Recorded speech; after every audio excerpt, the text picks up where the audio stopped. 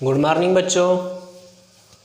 आज हम लोग क्लास 10 का पहला लेसन साइंस का पढ़ेंगे, जिस लेसन का नाम है रासायनिक अभिक्रियाएं एवं समीकरण। इसमें दो चीज़ों के बारे में हमको जानना है। रासायनिक अभिक्रिया क्या होती है, कितने प्रकार की होती है, और समीकरण क्या होता है या समीकरण किसे कहते हैं, समीकरण कैसे लिखते हैं, कैसे बनाते हैं और इसका महत्व क्या है।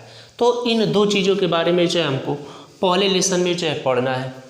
तो इसमें जो है हमको इस लेसन में सबसे पहले जो है पदार्थ में होने वाले परिवर्तन के बारे में जानना है।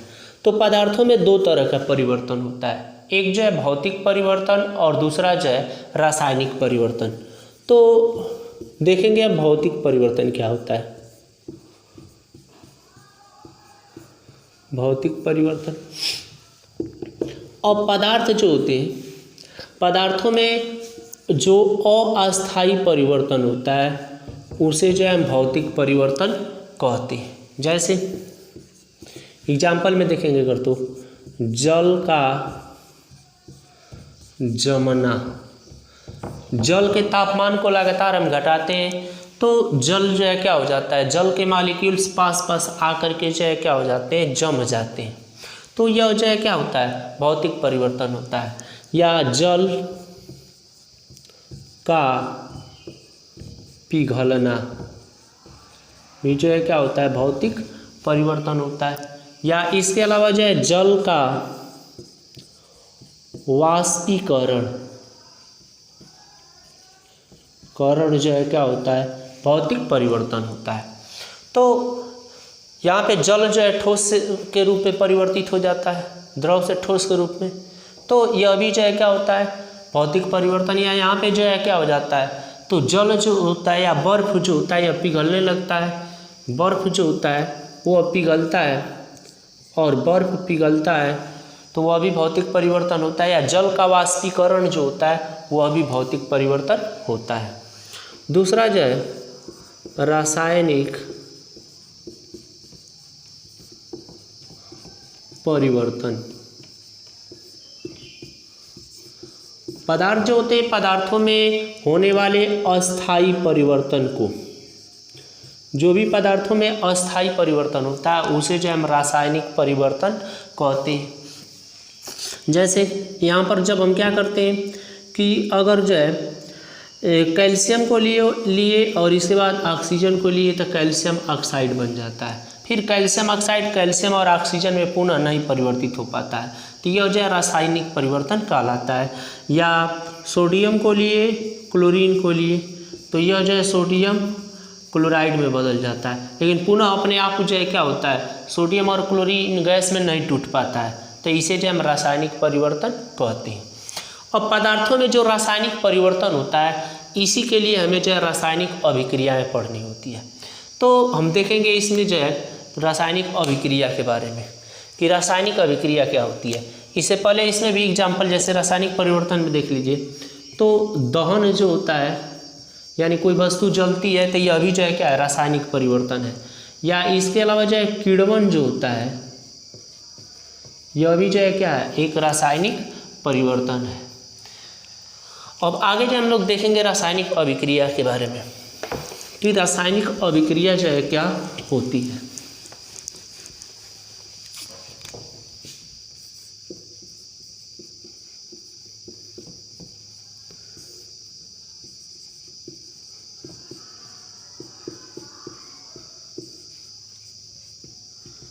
रासायनिक अभिक्रियाएं देखिएगा, जब दो या दो से अधिक पदार्थ, कोई एक यह पदार्थ है एक कोई दूसरा यह पदार्थ है, दोनों जो है मिल करके और क्या करते हैं, नए गुण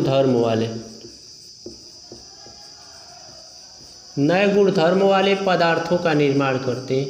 अब नए गुण धर्म वाले पदार्थ का निर्माण करते हैं तो इसे ही जो हम रासायनिक अभिक्रिया कहते हैं। या दूसरा हम ये भी कह सकते हैं कि जब दो या दो से अधिक अभिकारक,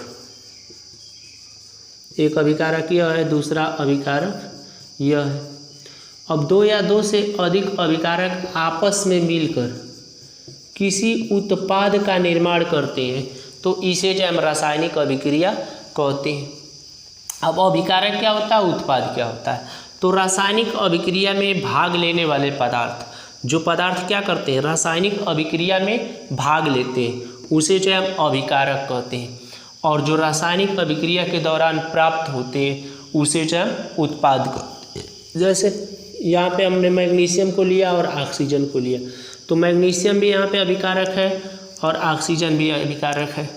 दोनों मिल करके क्या करते हैं, मैग्नीशियम ऑक्साइड बनाते हैं। तो मैग्नीशियम ऑक्साइड जो है क्या होता है, उत्पाद होता है।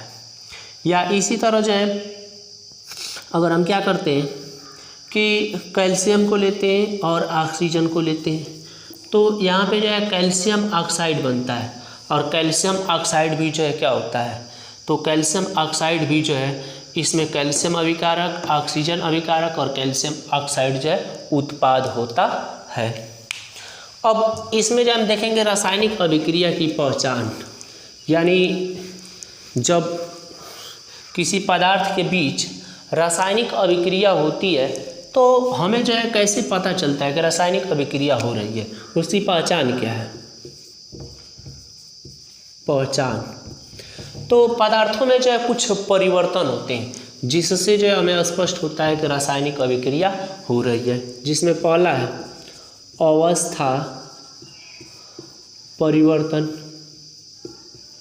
यानी अभिकारक और उत्पाद के बीच जो है पदार्थों का अवस्था परिवर्तित होता है, जिससे हमें पता चलता है कि इनके बीच जो है रासायनिक अभिक्रिया हो रही है।